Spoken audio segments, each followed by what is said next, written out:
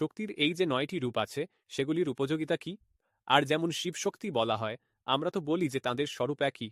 তাহলে এই ৯টি ভিন্ন ভিন্ন স্বরূপ কি বোঝায়? ৯ এর অর্থ হল অনেকগুলো।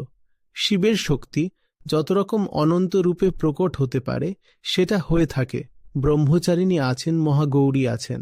উনি শান্ত থাকেন, ক্ষমা প্রদান করেন। আর তুমি বললে কাত্যায়নী আছেন বা চন্দ্রঘণ্টা আছেন, স্কন্ধমাতা আছেন। তিনি সংহার করে থাকেন, তিনি সৃষ্টিও করতে পারেন, আবার তিনি বিনাশও করতে পারেন। সব ধরনের কর্ম শিবের অর্থাৎ সত্যের শক্তির দ্বারাই সম্ভব।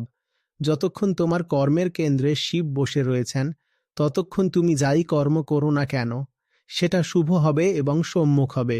আর নবরাত্রি আমাদের এটাই বলে যে কর্মের রূপ, রং, নাম বা আকার দুনিয়া কি রেখেছে বা কেমন রেখেছে সেটার পরোয়া করো না।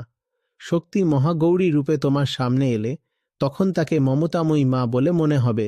আবার যখন তিনি কালী রূপে সামনে আসবেন তখন তুমি ভয়ে থরথর করে কেঁপে উঠবে।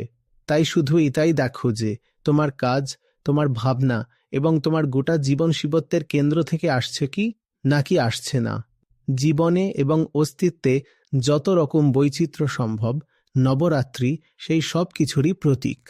এটাই দেখার বিষয়। নবরাত্রির বার্তা এটাই যে তুমি কোন ভিত্তির উপর দাঁড়িয়ে জীবনযাপন করছো।